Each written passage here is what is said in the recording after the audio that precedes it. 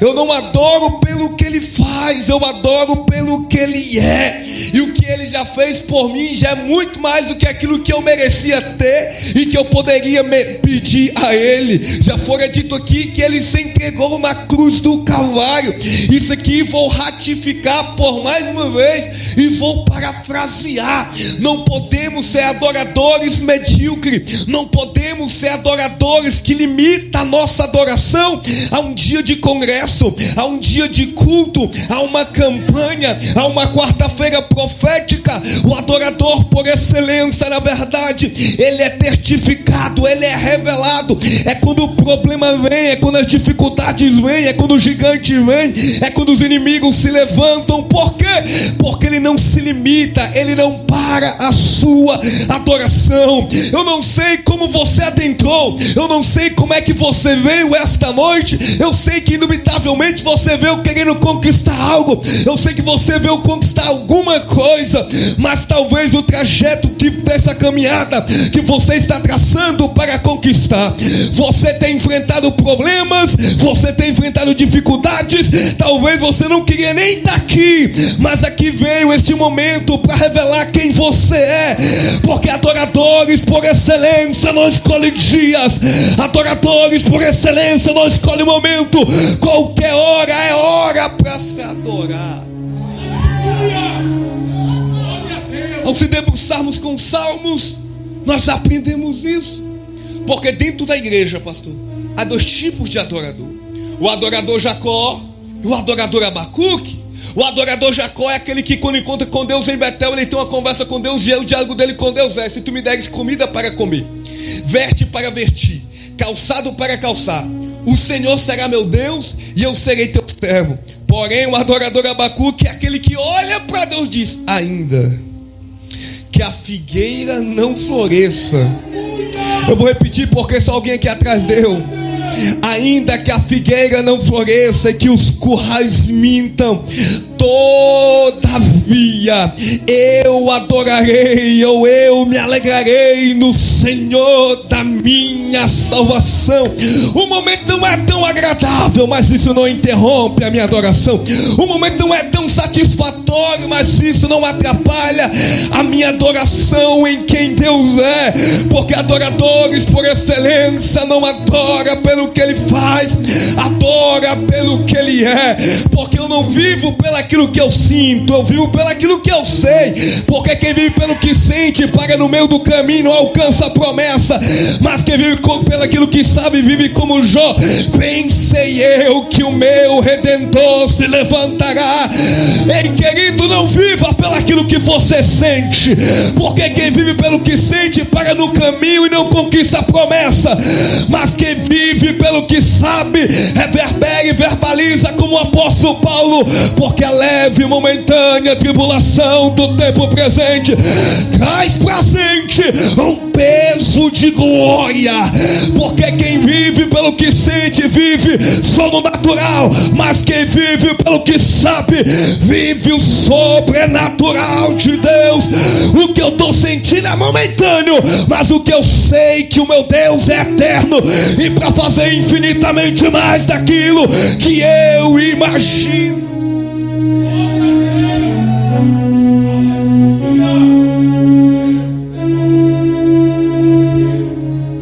Não podemos escolher horas, não podemos escolher momentos.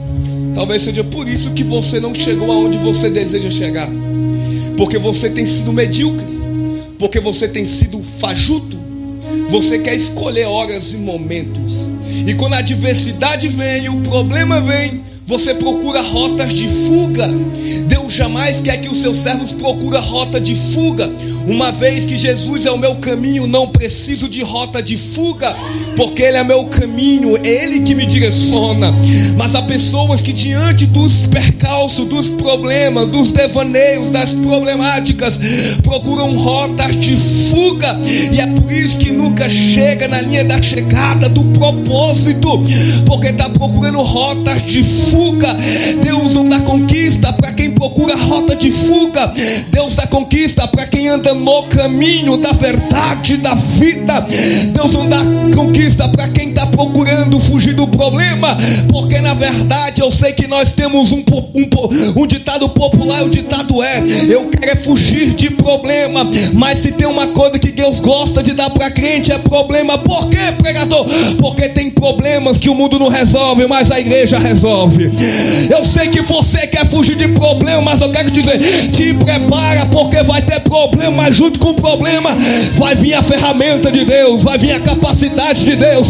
Deus vai te... É por isso que tem gente que te liga de madrugada, é por isso que tem gente que bate na tua porta apresentando problema. Por quê, pregador? Porque ele vê em você uma capacidade de resolver problema. Vai ter problema sim, mas também vai ter ferramenta. Vai ter problema sim, mas também vai ter capacidade. Eleva canto robossúria.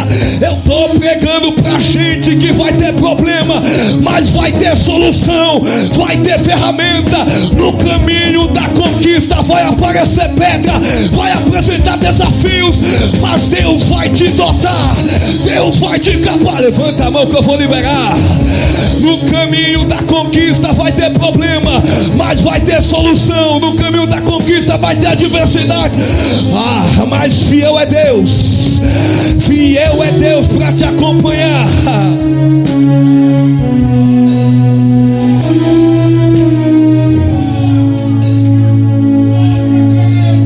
Salmo 42 é uma das orações mais angustiantes. Ao se debruçarmos com ela, eu chorei, porque a alma de Davi está totalmente descoberta. As cortinas da sua alma estão descortinadas. E um camarada que acabou de dias atrás derrubar um Golias, em um dos versos verbaliza para Deus. E o que ele verbaliza é desta maneira: Senhor, os meus inimigos são mais fortes do que a mim. Os meus inimigos são mais fortes do que eu. Alguém que a outro momento acabou de derrubar Golias está olhando para Deus e está dizendo que os inimigos são mais fortes do que ele. O que me parece-me aqui é que Davi está tendo uma crise de identidade. O que me parece-me aqui é que Davi está tendo uma crise existencial. Ele se desconhece que um dia derrubou um Golias, e todas as vezes que nós potencializamos o problema se torna maior do que a nossa fé e se torna maior do que a nossa força. É por isso que nós não podemos permitir os problemas externos sucumbir a nossa fé e sucumbir quem somos em nós. Não podemos permitir que o problema se torne maior do que ele na verdade nem é. Problema diante de alguém que foi chamado por Deus não é problema grande, na verdade é propósito de Deus para que o nome dele venha ser glorificado e exaltado por meio da sua vida e por meio da minha vida. Eu quero liberar para alguém esta noite que no caminho, no trajeto da conquista, os desafios têm se potencializado. Você tem potencializado ele de tal maneira que suas forças têm se esvaído, de tal maneira que você se vê como Davi, olha para o inimigo e vê ele maior do que você. Ele até pode parecer que é maior que você, mas maior do que o teu problema é quem caminha contigo, abrindo o caminho, cortando a corrente para você passar. Eu vou liberar o maior do que o problema que você parece que olha e vê que ele é grande. É o Deus que anda contigo, abrindo o caminho, cortando a corrente para você passar.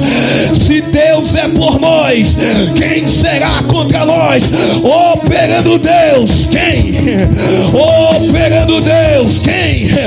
Operando Deus, quem impedirá? Eu não sei o que estava impedindo você de chegar naquilo que você almeja, mas olha Deus jogando por terra hoje. Mas eleva a calabaçuga, olha o Senhor quebrando. Eu canto no possúria, ribicotocopio sempre. Levanta a mão, levanta a mão. O Senhor está jogando por terra os impedimentos. Passa por cima dele. Elevaia, canto no possúria. Você não vai parar, você não vai retroceder. Maior que anda contigo, maior que te fez a promessa, maior que te prometeu. Alabaia, se a muralha vai cair, se é uma mar vermelho vai se abrir, se é a pedra do sepulcro vai cair. Deus vai contigo, Deus é contigo, Deus é contigo, Deus é contigo, Deus é contigo, varão valoroso. Deus é contigo, varão valorosa. Não vai.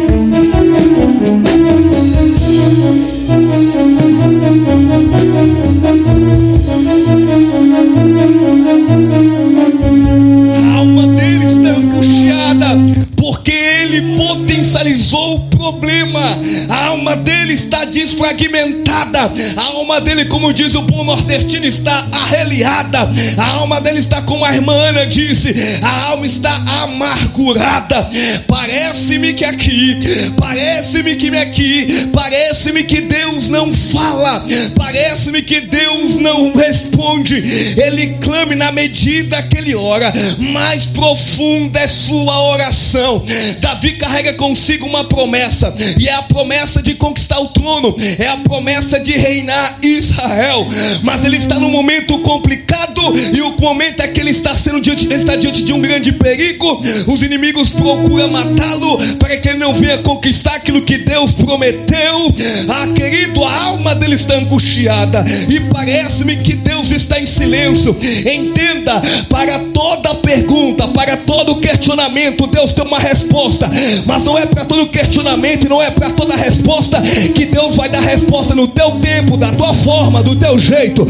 Vai ter dias que Deus vai ficar em silêncio mesmo, vai ter dias que Deus vai se calar mesmo. E aí, pregador, engole o choro e prega, engole o choro e anda, engole o choro e continua. Eu estou pregando pra gente aqui que precisa entender: Deus não vai te mimar, não.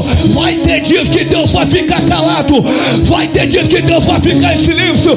Mas não confunda ausência de voz com ausência de presença. O fato de Deus não estar lá, do Deus não se manifestar, não significa que ele não está lá. O fato de Deus não falar não significa que ele não está te vendo. Vai ter dias que Deus vai se... O profeta Abacuque no capítulo 1 diz: Deus até quando? Deus o porquê? Mais de 1000 e poucas perguntas ele questiona a Deus. Até quando e porquê? Até quando e porquê? Até quando e porquê? E Deus em silêncio. Porque para toda resposta Deus tem uma... Para toda pergunta Deus tem uma resposta. Mas não é para toda pergunta que Deus vai dar a resposta no teu tempo, da tua forma e do teu jeito. Porque até o silêncio de Deus é colégio para nos amadurecer. Até o silêncio de Deus é momento de forjar o nosso caráter. Deus só vai responder ele no capítulo de número 3. E a pergunta dele não é diferente da nossa. Porque tem dia que nós perguntamos até quando e porquê? Até quando e porquê? Até quando e porquê? Até quando e porquê? Mas na verdade a pergunta não deve ser até quando e porquê. A pergunta é até quando e pra quê? Até quando e pra quê? Porque para todo problema que Deus permite na nossa vida, há um propósito de Deus para a tua história. Deus vai te amadurecer, Deus vai te forjar, Deus vai te capacitar. Deus está te forjando para você conquistar. Este momento é Deus te amadurecendo para você conquistar. Este momento é Deus trabalhando em você. Deus não é como eu e você, que vê um filho tendo trabalho e dá presente para ele, não. Vai ter momento que Deus vai te precisar passar pelo moinho. Deus vai te quebrar, Deus vai te moer, para você poder estar preparado. Eu sei que você talvez eu sei que você vê atrás de conquista, mas é impossível, pastor, conquistar conquistar algo diante de Deus sem antes Deus me quebrar, sem antes Deus me moer. Deus vai te quebrar, Deus vai te moer. Eu sei que você não queria ouvir isso, mas Deus está de um jovem aqui para te liberar. Ele vai te quebrar, ele vai te moer.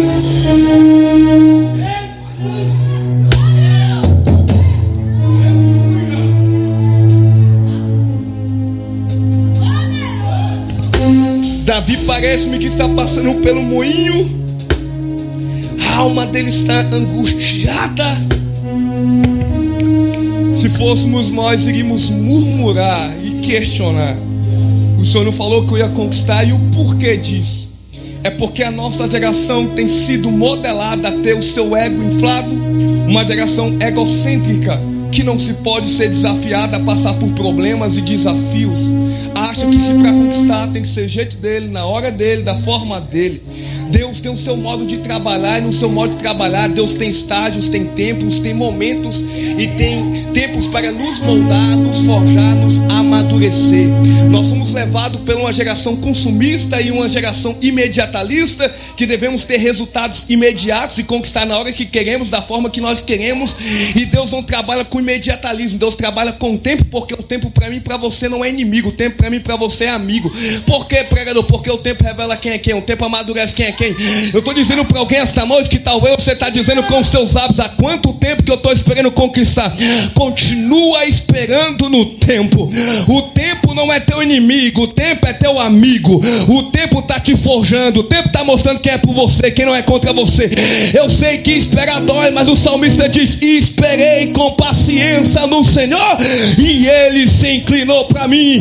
Porque alguém que aprendeu a esperar é alguém que atingiu um nível mais profundo de confiança com Deus, porque sabe que Deus faz na hora certa, no tempo certo. Eclesiastes capítulo 3: há um tempo determinado para todas as coisas.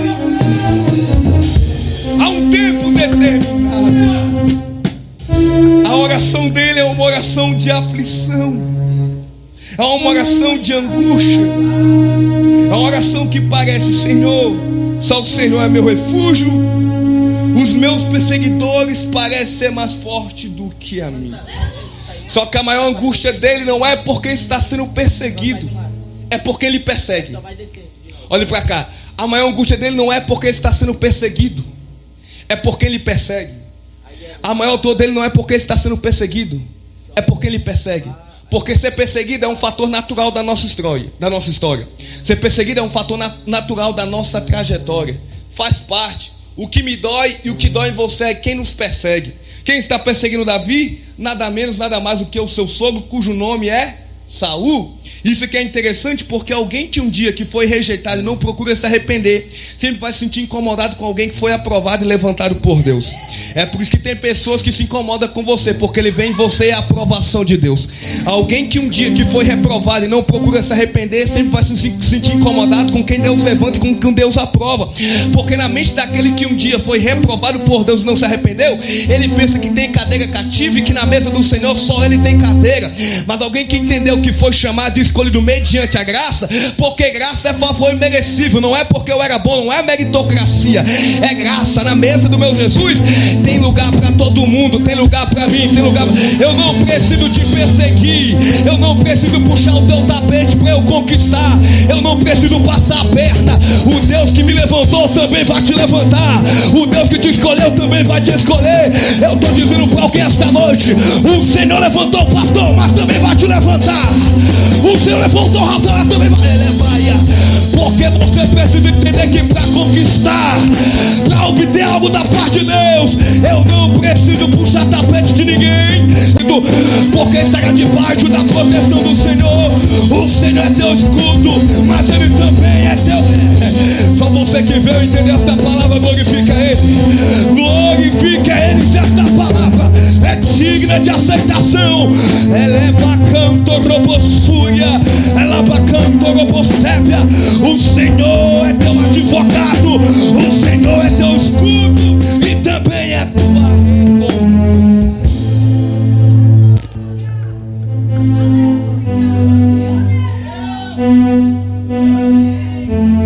A dor dele é por quem lhe persegue. Teu inimigo que já sentou na mesa comigo é pior do que tudo. Teu inimigo que um dia eu dividi comunhão, dividi intimidade, é uma das dores mais dolorosas da nossa vida. Essa é uma das angústias de Davi, porque ora Saul foi rejeitado e não procurou se arrepender e se incomoda com ele que foi aprovado, pensando assim, que está atrapalhando Davi de obter aquilo que Deus lhe prometeu para ele se conquistar, que era a cadeira e o trono. Há um parênteses aqui, porque há um grande contraste entre Davi e Saul. Há um grande contraste entre os dois. E qual é o contraste que há entre Saul e Davi? É porque Saul se preocupa com o cetro, Saul se preocupa com a cadeira, Davi se preocupa com a unção. Saul se preocupa com o cetro, Saul se preocupa com a cadeira, Saul se preocupa com o reino. Por quê? Porque quando ele estava sendo rejeitado por Deus, pastor, ele, em vez de chegar a Deus e fazer como Davi, ele olha para o profeta Samuel e diz: me honra mais uma vez. Porque há pessoas que procuram honra, mas há pessoas que procuram unção e graça de Deus. Porque enquanto Saul procura honra, Davi, quando tinha honra e caiu, olhou para ele e disse: Senhor, não retire de mim o teu espírito. Saul procura honra, Davi procura unção, graça e espírito da parte de Deus para continuar.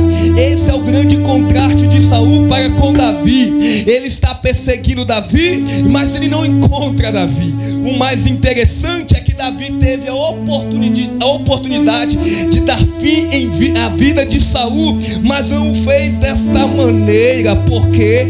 Porque quem é nem muitas vezes precisa se defender e nem tão pouco precisa fazer. Não é assim que o apóstolo Paulo reverbera na carta aos Romanos, que a vingança pertence ao Senhor. E isso nos define ao nível de maturidade. Pare de tentar se defender, pare de tentar se vingar. Aquele que te chamou defende você e vinga por você. Não é que desejamos mal a ninguém, é porque precisamos ter um nível de maturidade de entender que em muitos casos precisamos se defender. Você já parou para perceber que todas as vezes que você tenta se defender, você perde a razão? Porque não é para você se defender, há alguém que te defende, alguém que fala por você.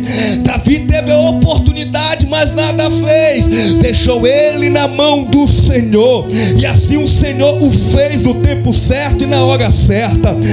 O versículo 7 diz: tira a minha alma da prisão, tira a minha alma do cárcere. Como eu já disse aqui, repito por mais uma vez, parece-me aqui, Rafael, que a alma dele está em uma crise de identidade, em um complexo de inferioridade. Parece-me que aqui ele está tendo uma crise existencial, porque há dias que a nossa alma está desta maneira, tem dias que a nossa vida é desta forma, tem dia que parece que a nossa alma está aprisionada, há dia que o nosso melhor amigo é o travesseiro, porque tem dia que até os amigos se ocultam, as mãos amigas se ocultam, os ombros amigos se ocultam, mas alguém que não te abandona, o próprio Cristo diz: estarei convosco até a consumação do século.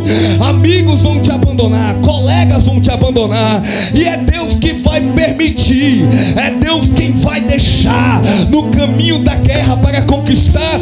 Às vezes vai ser só você e Deus, Deus e você precisa entender que esse tempo vai chegar em você, você precisa compreender que esse dia vai chegar para você. Tem dias, meus irmãos, que a nossa alma está tão atribulada que nem dormir a gente consegue. Tem dias que nós vivemos uma noite de glória no altar, mas só Deus sabe as guerras das madrugadas. Tem dias que a nossa alma enfrenta tanta aflição, tanta guerra no caminho da conquista, que nós até pensamos em desistir, pensamos em parar, porque pensar em desistir, pensar em parar é normal. O que não é normal é você desistir e você parar. Você vai pensar em desistir, você vai pensar em parar. O que não é normal é você parar, é você desistir. Eu libero isso aqui para alguém esta noite que talvez entrou pensando em desistir, pensou pensando em parar, pensou pensando em parar, desistir da caminhada, pensou em desistir de pregar, de congregar, de orar. Pois é, Deus te pegou hoje. Você já está na aljava de Deus, e da aljava de Deus você não foge mais, da aljava de Deus você não sai mais.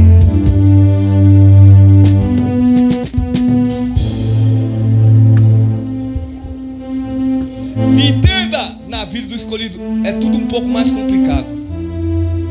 Na vida de alguém que foi vocacionado por Deus, as coisas são um pouco mais complicadas.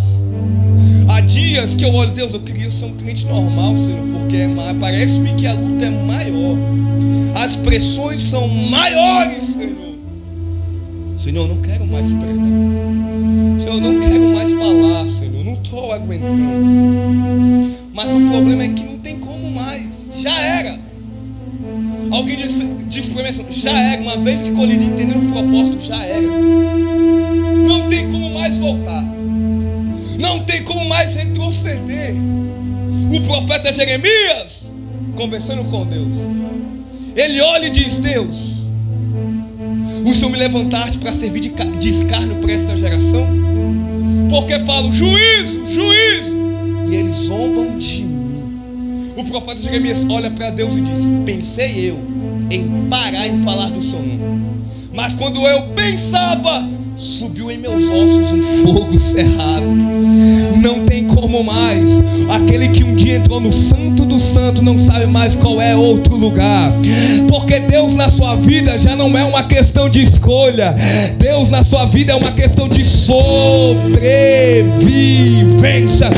Sem Ele você morre, sem Ele você não consegue mais. É por isso que tem crente aqui, pastor, que nem mais para desviar presta, porque já está na aljava de Deus, já está na mão de Deus. É por isso que tu até pensa em desviar, mas não consegue. É porque você teve um encontro no santo do santo. Caminha, seja forte e corajoso, seja forte e corajosa, não retroceda, continue, continue. No mundo tereis aflições, mas tende bom ânimo, porque eu venci, disse Jesus.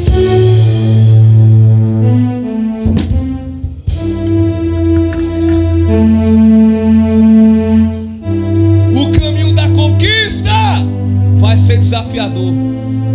Eu não vim te prometer facilidade.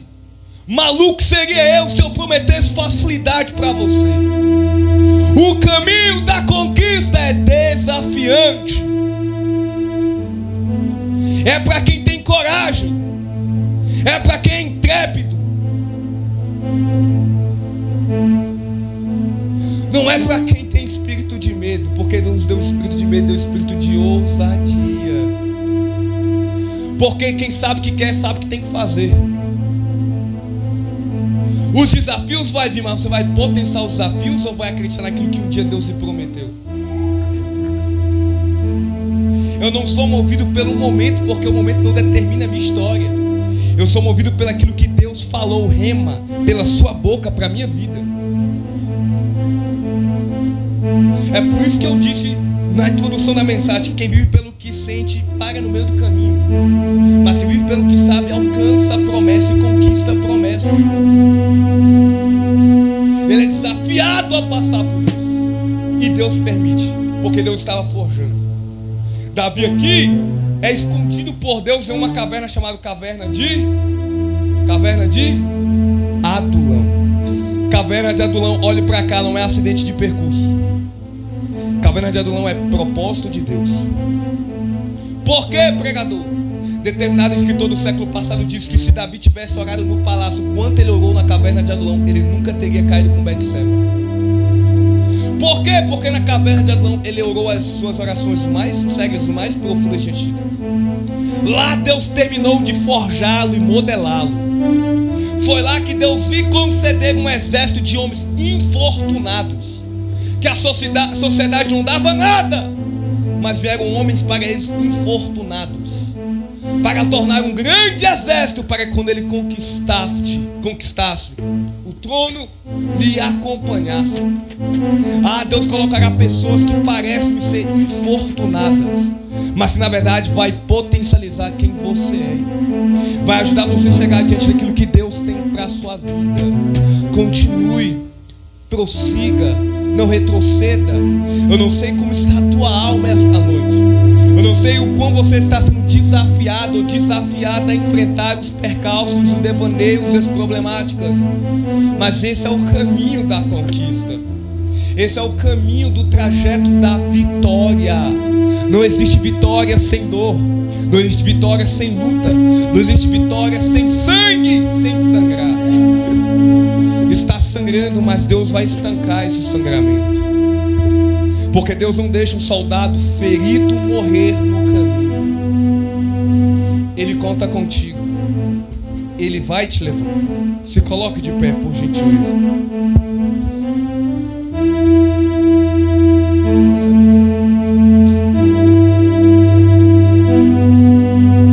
Eu não sei como você entrou esta noite. Eu não sei como está a sua alma. Talvez os problemas que você tem enfrentado, sendo desafiado a enfrentar, tem sucumbido às suas forças. As suas forças têm se esvaído. Você talvez está prostrado. Talvez você desistiu daquilo que um dia você sonhou. Não desista daquilo que você sonhou. Eu não sei o que você engavetou, os seus sonhos e os projetos. Mas essa é uma noite de você tirar para fora tudo aquilo que você um dia engavetou e voltar a sonhar que você pode conquistar esse sonho. Conquistar aquilo que Deus lhe prometera. Talvez os teus pensamentos tenham sido turbulentos. Os teus pensamentos têm sido não dos melhores. Mas o Senhor esta noite vai restaurar o teu entendimento. Vai renovar o teu entendimento. Vai renovar as tuas forças para você não parar. Coloque a mão sobre o seu coração. Na verdade, eu quero orar por alguém esta noite que talvez entrou fraca. Talvez os problemas tenham feito você perder as forças. Suas forças estão sendo poucas. Vem aqui na frente que eu orar por você. Você tem sido desafiado a enfrentar problemas e na sua visão parece que você não vai conquistar. Eu quero orar por você esta noite aqui, para que o Senhor venha renovar a tua força, para que o Senhor venha renovar a tua estrutura. Deus conta contigo. Deus conta conosco. Deus não abre mão de você. Deus não vai desistir de você. A Bíblia diz no livro do Apocalipse a uma das igrejas: com pouca força não negaste meu nome. Eu sei que talvez você está com pouca força, mas você não pode desistir. O que você não pode parar. O Senhor vai dar uma calmaria nesses pensamentos turbulentos que você enfrenta. Ela é uma andarabassúria. O Senhor vai trazer calmaria para esses pensamentos negativos que estão te atingindo, esses dardos inflamados do inimigo. Senhor Deus, Pai de eternidade, feche os olhos, ore comigo. Poderoso e santo na batalha, Deus, nesse exato momento eu começo a orar por este irmão. Eu começo a orar por esta irmã, Pai, que talvez tenha sido sucumbida, meu Deus, pelos problemas ou pelos desafios, Senhor, da vida. Mas dá força para ela e dá força para ele entender que faz parte de alguém que está no caminho da conquista, Pai. Ela é bacana, darabassúria. Pai, traz calmaria para esta alma turbulenta, para essa alma que está aflita, Pai. Pai, em nome de Jesus, acalma esse coração, meu Deus, que está desesperado. A tua palavra é quem diz que o choro dura uma noite, mas a alegria vem durante o amanhecer. Que para alguém, meu Deus, que há muitos anos está esperando uma conquista da tua parte, essa noite o Senhor venha conceder, Pai. Essa noite o Senhor venha obter a ele esta conquista. Pai, em nome de Jesus, vai destravando aquilo que está travado. Vai quebrando as correntes, meu Deus, que está acorrentando. Vai abrindo o caminho para ele chegar, meu Deus, naquilo que ele quer, naquilo que ela quer. Pai, renova os sonhos, renova o ânimo, renova, meu Deus, as expectativas, meu Deus, em nome de Jesus, Pai. Que ele venha entender. Ela é macandarabassúria. Que o Senhor não perdeu o controle, mas que o Senhor está na soberania. E que todos esses desafios e todos esses problemas, Pai, faz parte da história que o Senhor está escrevendo na vida dele e na vida dela. Você que recebeu, bate palma e glorifique a Jesus, porque até aqui falou por meio de mim.